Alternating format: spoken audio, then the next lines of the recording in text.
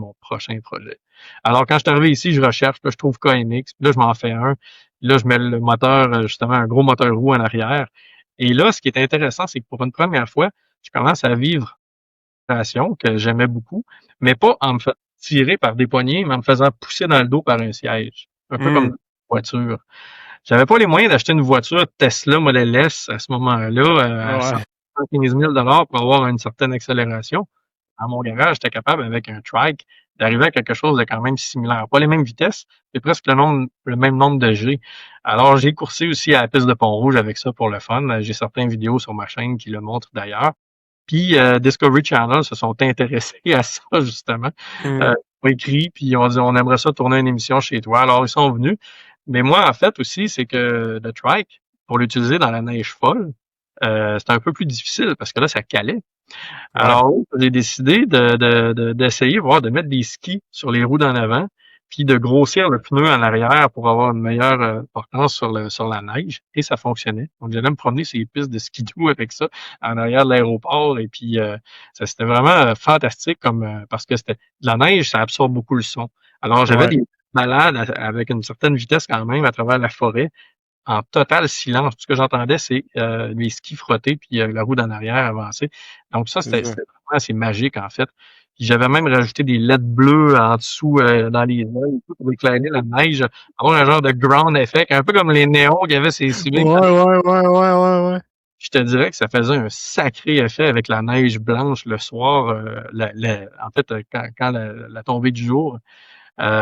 Puis c'est ça, je me suis beaucoup amusé avec ça. Fait que quand Discovery sont venus tourner ici, ça a été une sacrée belle opportunité aussi. J'ai adoré le tournage.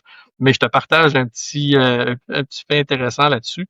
Le tournage a pris excessivement de temps. C'est-à-dire, ça a pris, je pense, 6 heures. Ça a été très long pour quelques minutes. Ouais.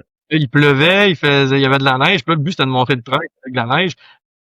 Tu sais, il commençait à avoir un petit peu de slush qui se faisait dans les rues. Fait que là, ça n'aurait pas d'extrême impression.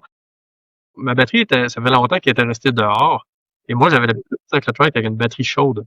Et là, la batterie était rendue froide. Et quand il est venu le temps de tourner pour montrer la performance que ça avait, ma batterie avait beaucoup refroidi. Et moi, j'avais mis des protections de tension qui étaient quand même très, très conservatrices. Alors là, je comprenais pas parce que quand j'essayais de le pousser, j'avais pas toute la puissance nécessaire pour montrer à la caméra qu'est-ce que ça donne. Ça l'a quand même interpellé. Tu sais, le montage a été très bien fait. Les gens ont été vraiment étonnés de voir ça. Mais moi, dans ma tête, il me manque quelque chose. Je trouvais que j'avais pas la même accélération. En plus, ça me fait penser, pour le record de vitesse, c'est passé la même chose. J'étais supposé faire 117 km/h selon les calculs et les tests que j'avais faits, en projetant une courbe, on va dire, une régression linéaire. Mais j'ai pas atteint ça, j'ai atteint 94 à la place. Puis la raison est bien simple. C'est qu'il y avait tellement de choses à organiser pour l'événement du record de vitesse à la piste de Pont-Rouge, incluant gérer les médias qui allaient être là, TVA, Radio-Can, puis tout ça, puis parler à la famille, puis les amis qui sont venus me voir, puis gérer tout ça en même temps. Puis moi, je suis pas manager pour trop des gros événements comme ça de tout, là, tu sais, ma blonde m'a aidé beaucoup. Mais là, j'ai oublié certaines choses, dont je l'avais oublié. Je l'avais mis à 75 pour être très conservateur, pour pas péter avant le test ultime, mais j'ai oublié de le remettre à 100%. Fait que quand j'ai commencé à accélérer sur la piste, ça allait bien, ça accélère, puis là, je fais comme, yes, ça va être super, ça. Puis là, la vitesse commence à plafonner.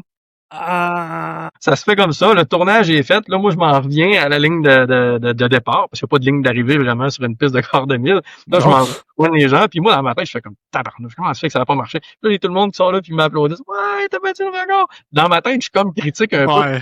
Ça n'a pas été assez vite, me semble, tu sais. Mais là, il a fallu que je fasse mon poker face. Hey, je suis content du record, puis tout. Dans ma tête, ça faisait. Il me semble qu'il manquait quelque chose, c'est quoi? J'ai découvert une journée après, en revenant chez nous, en branchant mon ordinateur dessus. Je l'avais oublié à 75% de puissance. Fait que j'ai battu le record du monde à 75% du potentiel. Ce qui était quand même un bon exploit personnel aussi pour moi. Quand même. Pour écouter la suite, rends-toi directement sur ma chaîne YouTube. Sinon, l'épisode est disponible dans son intégralité sur Spotify et Apple Podcasts. N'oublie pas de t'abonner à ma chaîne. Sinon, je te dis à la prochaine. Ciao!